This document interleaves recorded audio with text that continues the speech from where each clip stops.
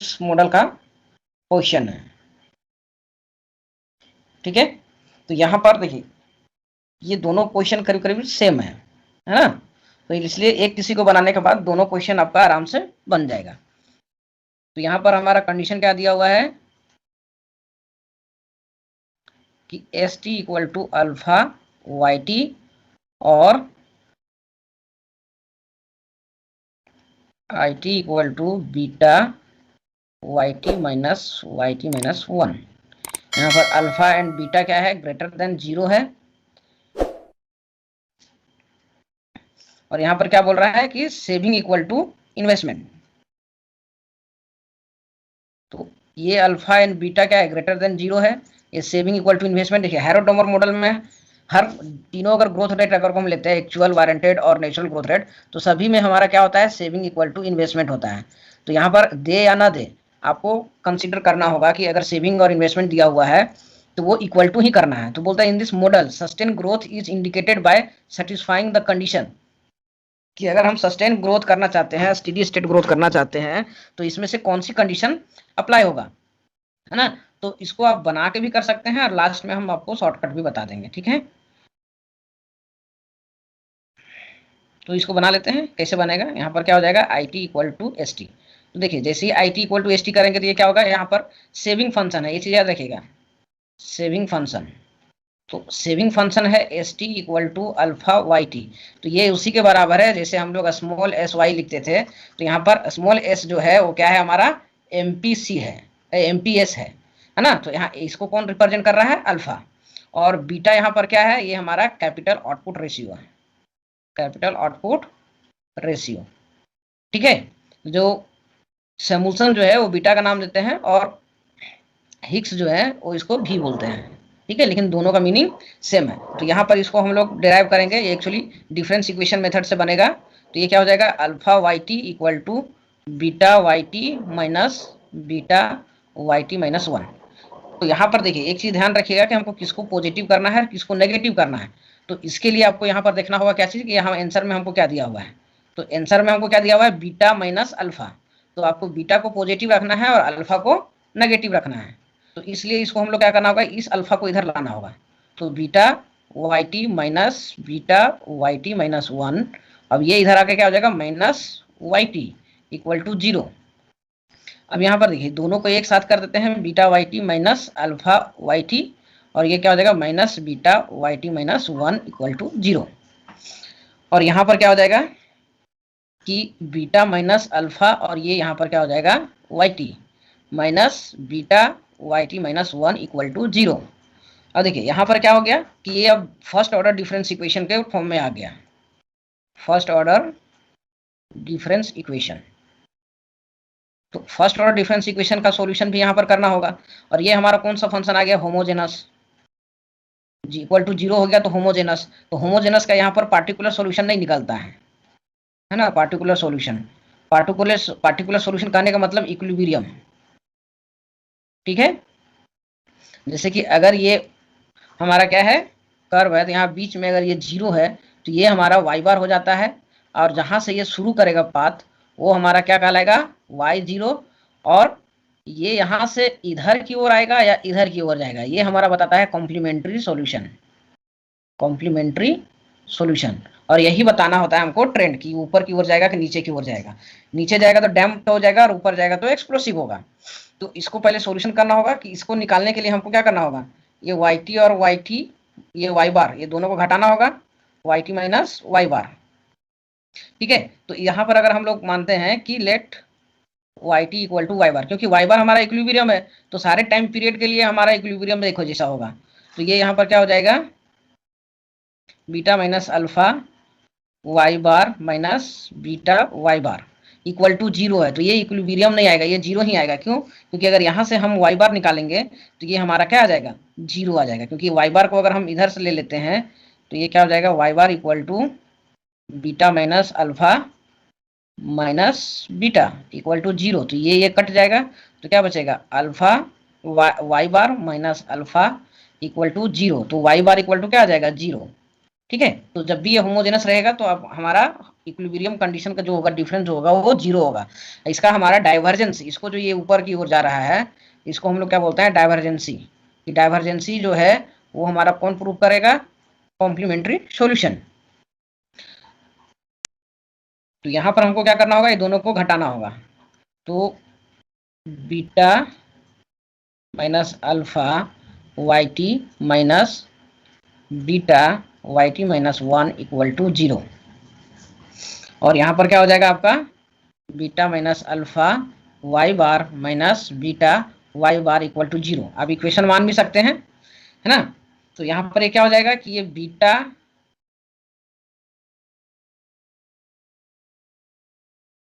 Beta minus alpha और ये देखिए Y T minus Y bar equal to small Y T हो जाएगा ना, जैसे कि X minus X bar equal to small X लिखते हैं। यहाँ स्मॉल वाई टी हो जाएगा और यहाँ पर क्या हो जाएगा, माइनस जब करेंगे तो ये क्या हो जाएगा, हमारा बीटा कॉमन आ जाएगा, वाई टी माइनस वाई बार आ जाएगा, है ना, इक्वल टू 0। या फिर इसको आप डायरेक्ट भी लिख सकते हैं, beta minus alpha small Y T minus beta small Y T minus 1 equal to 0। अब यहाँ पर याद रखिएगा कि इसका सॉल्यूशन के लिए let Y T small Y T equal to a lambda to the power T माना जाता है ना। तो यहाँ पर ये वैल्यू पुट कर देंगे तो क्या हो जाएगा, beta minus alpha Y T equal to क्या हो जाएगा, A lambda to the power T minus beta. तो देखिए वाई टी इक्वल टू ये माने हैं तो Y T minus 1 equal to क्या हो जाएगा, A lambda to the power T minus 1, है ना। तो यहाँ पर क्या हो जाएगा, A lambda to the power T minus 1 equal to 0।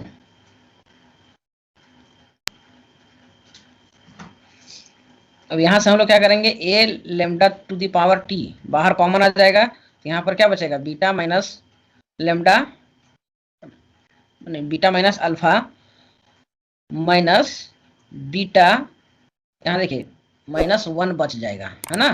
क्योंकि देखिए ये वाला जो पोर्शन है यहाँ lambda T into lambda minus 1 ये निकल गया। तो यहाँ पर ए और ए, यहाँ पर ए लेमडा टी है तो अगर कॉमन ले रहे हैं तो ये दोनों यहाँ से तो निकल गया, तो बचेगा कौन यहाँ पर इसके साथ, माइनस 1। और ये यहाँ पर क्या हो जाएगा, A lambda T is not equal to 0, इधर आपका आ जाएगा।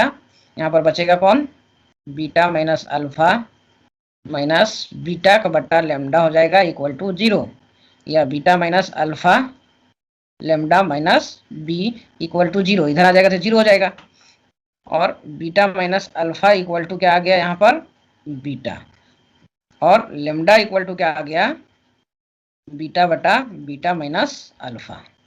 अब देखिए ये वाला वैल्यू हम यहाँ पर अगर हम पुट कर देते हैं, कहाँ पर, जो हम माने थे, क्या यहाँ पर माने थे कि small Y T equal to a lambda to the power T.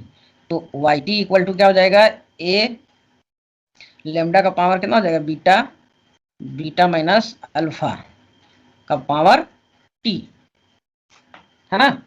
और देखिए आंसर आपका यहीं पे आ गया कि ये जिसके पावर में टी रहेगा यही लेमडा आपको बताएगा कि सस्टेन ग्रोथ होगा कि नहीं होगा, है ना। लेकिन अगर आप इसको अगर एलोबरेट करना चाहते हैं आप लोग तो इसको आप यहाँ से देख सकते हैं, इसको तोड़ सकते हैं, y T minus Y bar equal to a beta minus alpha का पावर टी, या वाई टी इक्वल टू क्या हो जाएगा, Y bar plus a beta beta minus alpha.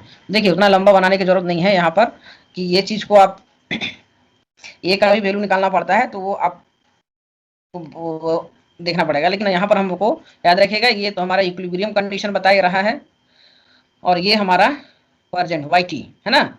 और ये हमारा बता रहा है कौन सा, ट्रेंड, जिसका पावर में टी रहेगा वही ट्रेंड बताएगा, है ना। तो यहाँ पर देखिए अगर इसका वैल्यू 1 आ जाता है और पावर टी, तो पहला साल में भी 1 रहेगा, दूसरा साल में भी आपका 1 रहेगा, तीसरा साल में भी आपको 1 रहेगा। लेकिन अगर ये 1/2 रहेगा और पावर टी, तो ये क्या होगा कि पहला साल में ये 0 ईयर में क्या रहेगा, 1 साल में क्या रहेगा 1/2, और दूसरा साल में क्या रहेगा 1/4, तीसरा साल में क्या रहेगा 1/8। तो यहाँ पर देखिए 1 बड़ा था, उसके बाद छोटा हुआ, उसके बाद और छोटा हुआ, उसके बाद और छोटा हुआ। कहने का मतलब कि अगर ये यहाँ से शुरू हो रहा था 1, तो ये धीरे धीरे कहाँ पर आ गया, हाफ में आएगा, फिर उसका हाफ आएगा, फिर उसका हाफ आएगा। तो ये क्या कर रहा है, आपका इक्विलिब्रियम की ओर आ रहा है, कन्वर्जेंट हो रहा है ना, कन्वर्जेंट, या फिर इसको हम लोग डैम्प्ड ऑक्सीलेशन, डैम्प्ड बोलते हैं, जब इक्विलिब्रियम की ओर आता है तो ऐसा अगर आएगा तो ये हमारा सस्टेन ग्रोथ नहीं होगा। ठीक है, सस्टेन ग्रोथ नहीं होगा। क्यों? सस्टेन ग्रोथ के लिए हमको क्या चाहिए? कंटिन्यूअसली इंक्रीजिंग ट्रेंड होना चाहिए, कि यहाँ से ऐसे जा रहा है तो ये सस्टेन बढ़ना चाहिए, चाहे जो भी बढ़े। तो ये सस्टेन कब होगा? जब तक कि ये 1.1 मतलब कि बड़ा नहीं होगा। जैसे अगर 2 मान के चलते हैं, 2 है, तो जब जीरो जीरो ईयर में क्या हो जाएगा? ये 1 हो जाएगा। जब 1 रहेगा तो ये 2 हो जाएगा, और जब 2 रहेगा तो ये कितना हो जाएगा? 4। 3 रहेगा तो दोनों 4 8। तो ये प्रवृत्ति जब आएगा आपका, तो आपको क्या होगा? यहाँ पर डाइवर्जेंस होगा और ऑक्सीलेशन भी आएगा, है ना। और ये आपका सस्टेन ग्रोथ करेगा, सस्टेन ग्रोथ। तो यहाँ पर सारा चीज हम लोग को समझ में आ गया कि यहाँ पर हमारा जो ये आया था, इसका वैल्यू क्या होना चाहिए, है ना। यहाँ पर तो यहाँ पर देखिए, ऐसे भी इसको अगर हम लोग देखें तो बीटा का वैल्यू जो होता है हमेशा ग्रेटर देन 1 होता है, क्योंकि ये भी का कैपिटल आउटपुट रेशियो है। ठीक है, ठीक है। और ये अल्फा क्या होता है? हमेशा लेस देन 0 होता है, मतलब कि सॉरी, लेस देन 1 और ग्रेटर देन 0 होता है। तो ये जब भी हमारा आएगा तो ये क्या आ जाएगा? पॉजिटिव। ऐसे भी आप सोच सकते हैं, लेकिन वैल्यू नहीं दिया हुआ है, इसलिए हम लोग इस तरह से हाइपोथेटिकली करके देख सकते हैं। तो इसका मतलब क्या हुआ कि ये पूरा वैल्यू जो है हमारा, ये बीटा माइनस, ये हमारा क्या आना चाहिए? Greater than 0। तब ये हमारा क्या होगा? एक्सप्लोसिव होगा। लेकिन अगर कम रहेगा तो डैम्प्ड हो जाएगा, और अगर 1 रहेगा तो हमारा रिपीट करते रहेगा यहीं पे, इस तरह से। ठीक है, तो सस्टेन ग्रोथ के लिए हमको क्या चाहिए, है ना। तो देखिए, सेम लॉजिक इसमें भी लगता है, इसलिए ये यहाँ पर ये भी होगा। ठीक है, अब देखिए, इसको शॉर्टकट देखना होता है तो डायरेक्ट यहाँ पर देख सकते हैं कि अल्फा और बीटा है ना। तो अल्फा और बीटा का जो कोफिशिएंट जो आएगा वो बीटा बाय अल्फा और बीटा माइनस अल्फा आएगा। तो ऐसे नहीं अगर कर सकते हैं तो डायरेक्ट यहाँ पर जो ये कंडीशन आ जाता था हम लोग का, दोनों को इक्विलिब्रियम करेंगे तो हमारा क्या रहा था? बीटा माइनस अल्फा का y T minus beta Y T minus 1। ठीक है, तो आप कुछ नहीं कीजिएगा, इसको डायरेक्ट यहाँ पर आप लेमडा पुट कर दीजिएगा कि beta minus alpha lambda T और minus beta lambda T minus 1। ठीक है, क्योंकि ये होमोजेनस ऑलरेडी है। तो यहाँ पर जैसे ही हम लोग निकालेंगे किसको? लेमडा को बाहर, तो ये क्या बन जाएगा? Beta minus alpha lambda minus beta equal to 0। तो ये हमको लेमडा इक्वल टू डायरेक्ट यहाँ पर बीटा बटा बीटा माइनस अल्फा आ गया, है ना। तो ये लेमडा का वैल्यू जब हमारा क्या होगा? Lambda to the power t, जो हम लोग माने थे वाई टी इक्वल टू ये lambda to y T equal to a lambda to the power T. तो ये lambda to the power t का वैल्यू हमारा कहाँ आना चाहिए? हमेशा ग्रेटर देन 1 आना चाहिए, है ना। देखिए, ग्रेटर देन 0 कहने का मतलब क्या हो जाएगा कि 1/2 भी हो सकता है। तो 1/2 आएगा तो वो डैम्प कर जाएगा। ठीक है, तो यहाँ पर आप शॉर्टकट में भी बना सकते हैं अगर आपको आता है तो।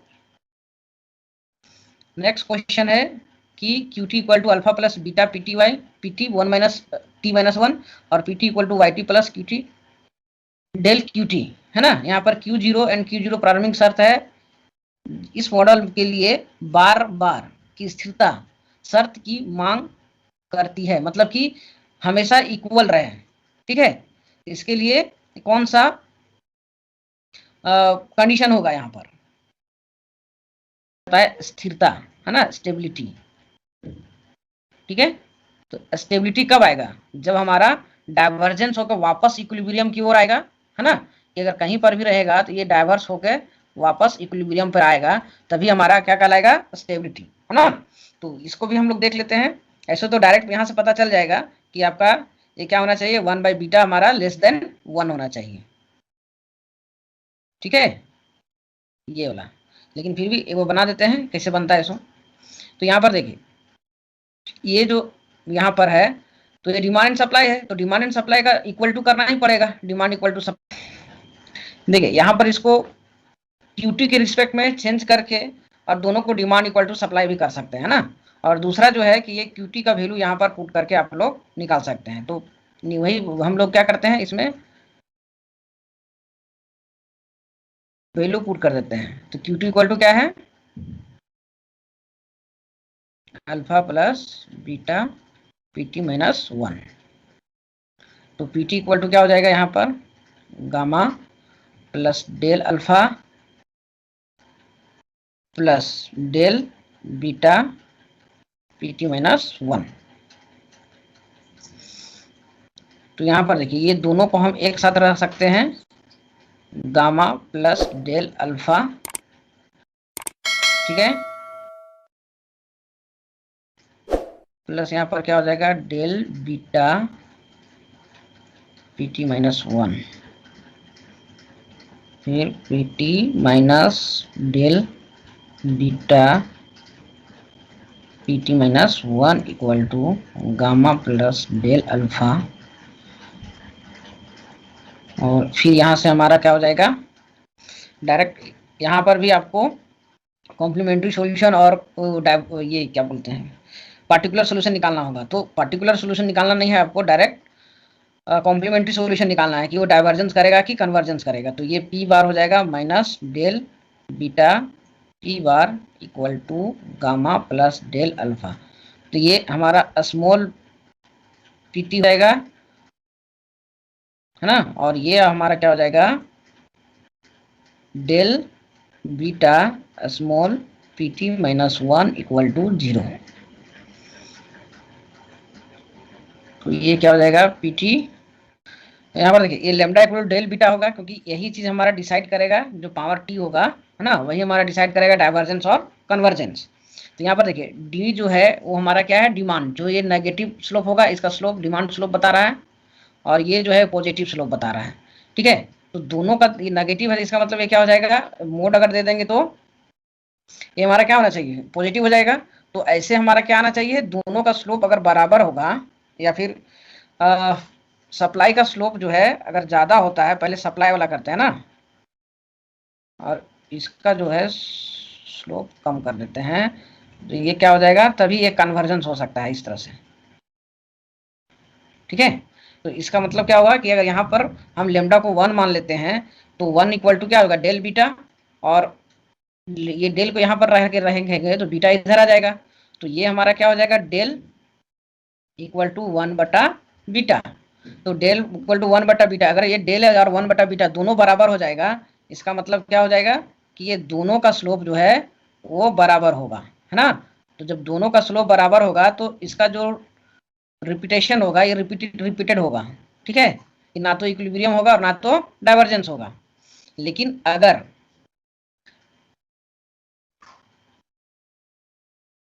सप्लाई का स्लोप ज्यादा अगर होगा, है ना,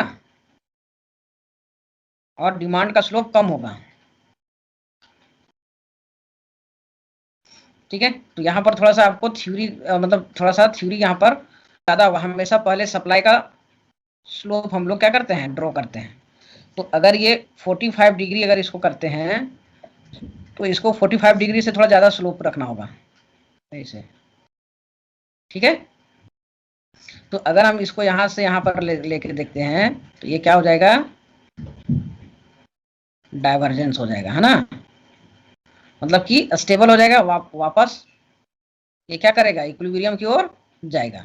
तो यहाँ पर तो इसी केस में हो सकता है कि जब सप्लाई का slope of supply is greater than slope of demand, ठीक है, तो ये क्या होगा स्टेबल होगा, ठीक है।